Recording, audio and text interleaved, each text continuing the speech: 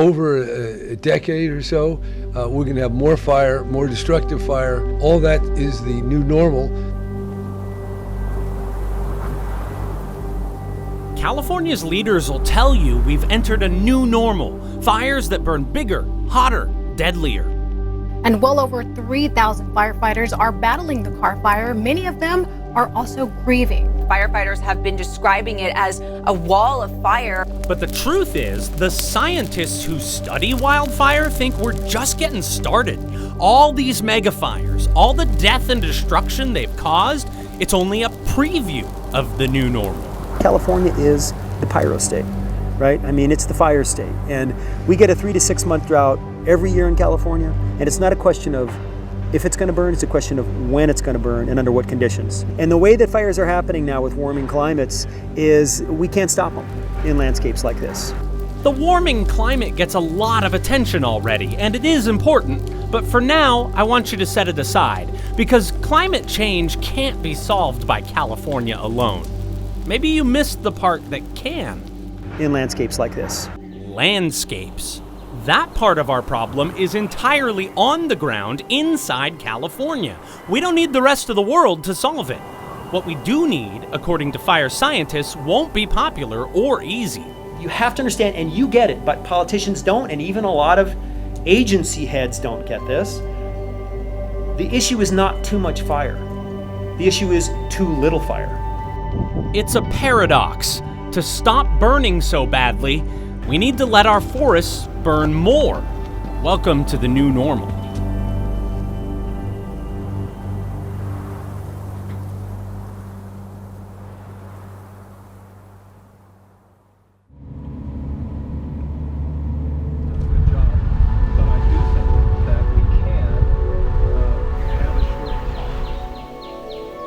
You can visit this one part of California's mountains where the firefighters talk way differently than you're used to. They say weird things. Things like, "This was a great place to get a lightning strike." Russ Mitchell is a firefighter in Yosemite National Park. He took us right into the middle of his wildfire. It's got a name and everything. It's the Indian Fire. Russ has a whole crew working on it, and by the standards most of us are used to, they are doing a lousy job.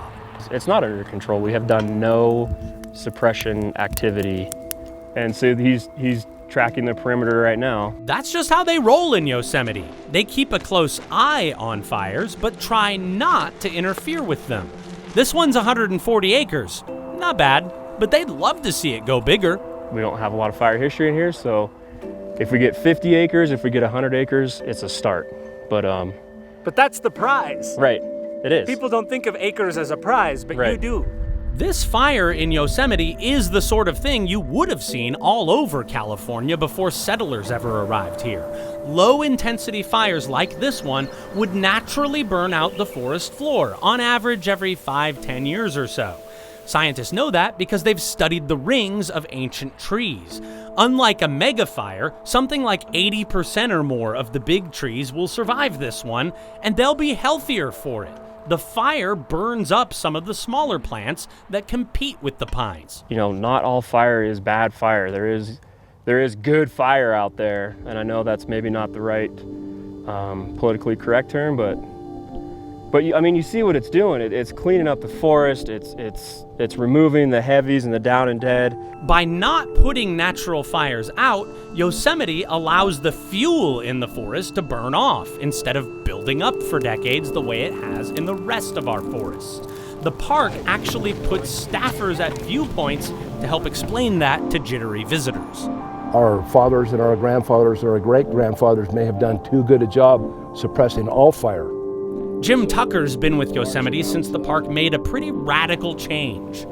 It used to be when I first started this, and I started in the national park in 1974, every fire was a bad fire and it must be put out immediately. But in the 70s, Yosemite changed all that, declaring that fire is a part of nature and that it has benefits. This fire is actually going to provide fire safety. in this part of the forest. To this day, fire scientists are still kind of in awe of what Yosemite did. Here was this big tourist destination that just up and flipped the script. The park managers basically told the whole world, yeah, we get it, you're afraid of fire, and nobody wants to see smoky skies or blackened forests when they come here, but too bad. That's just nature. You came here to see nature, didn't you? And boy, did they get criticism. And boy, did they get political pressure. And now 40 years, now 50 years almost later, they're coming out the other side smelling so good, it's unbelievable. Hugh Safford works outside of the park. He's the U.S. Forest Service ecologist for all of California and a leading researcher on how our forests work. Ferguson fire goes into the park, boot, goes out. Rim fire goes into the park, boot, goes out after a while. Not on our side, because we don't have that going on. Most of California isn't as fire safe as Yosemite. In the foothills south of Lake Tahoe, you can see the danger that so much of the state faces. The forest floor is overgrown, it's packed with fuel. Because unlike Yosemite, it hasn't burned in a long, long time. We haven't let it. Hugh points out that 3/4 of this kind of forest in California haven't seen a natural fire in more than a century. It's like building a bonfire, right?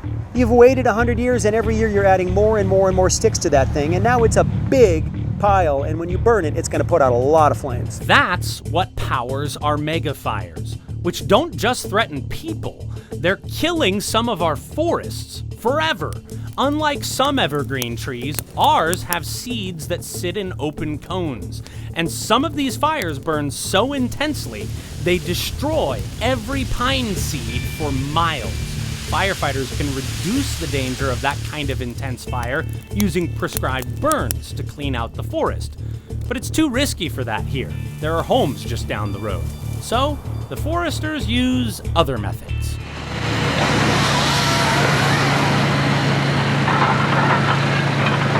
Cutting.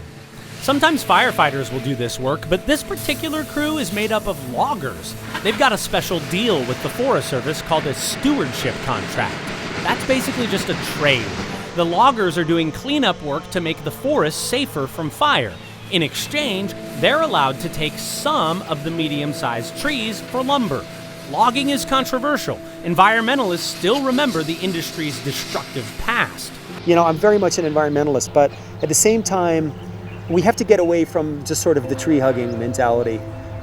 You have to look at the whole, it's the classic, not seeing the forest for the trees. But this isn't the logging from the old clear-cutting days. It looks like this when they get done. The biggest trees stay standing in the forest, one that's a lot easier to see through. And most importantly, in this part of the forest, a fire would act a lot more like the calm fires we see in Yosemite. There's just not enough fuel anymore for a megafire. But this project is just a sliver, protecting only a few hundred feet either side of a highway. So that's the question, I think, for agencies, for society, is how do you sort of scale out to something that can actually have an effect that you could see from space, for example?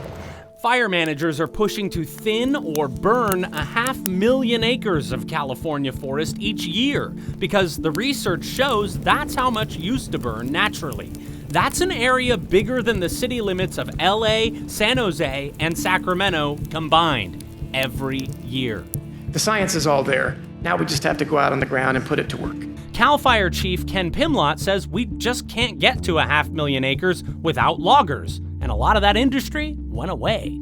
We need to provide incentives for sawmills and other facilities to come back, for woods workers to come back. The experts say we can't get there through one method. You'll need a combination of cutting and burning.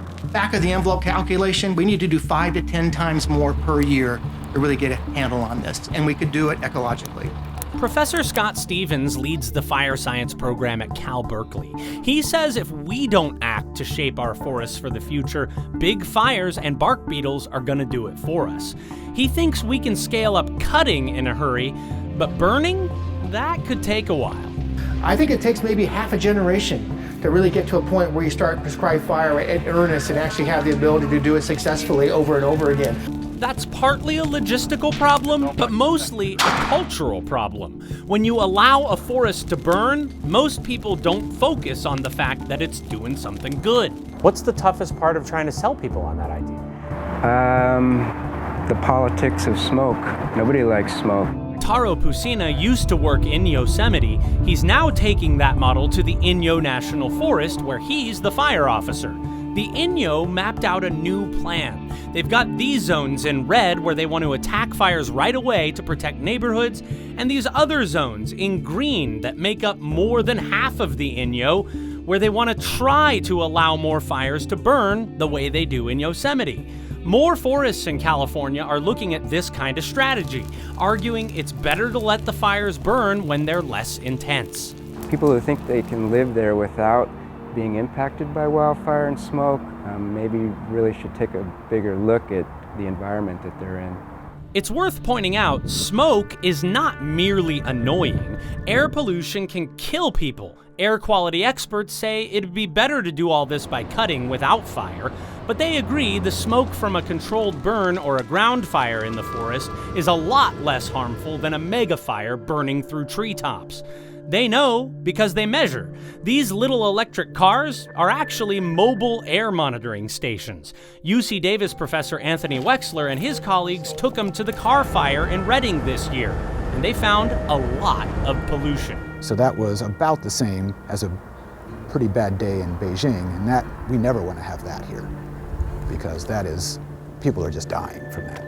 Smoke is just one of the big obstacles if we want to scale up this statewide landscaping job, and the results won't come quickly. Even if we started doing everything the fire scientists suggest, they say we'll keep seeing worse fires for the next couple decades. But the warming climate means we don't have a lot of decades to wait as California gets closer to the temperatures of Arizona. I know you guys get it, but you have to understand that most people in California do not understand that we are witnessing the beginnings of extinction of forest in a lot of California. I'm not making that up. It's not hyperbole. It's simply happening. It's going to start in Southern California. We are going to burn those forests up, and then we're going to work our way from the Southern Sierra North. People created this new normal of mega fires. People also have the tools to start to change it. But the forests are ready to burn now. Mother Nature, it seems, is all out of patience.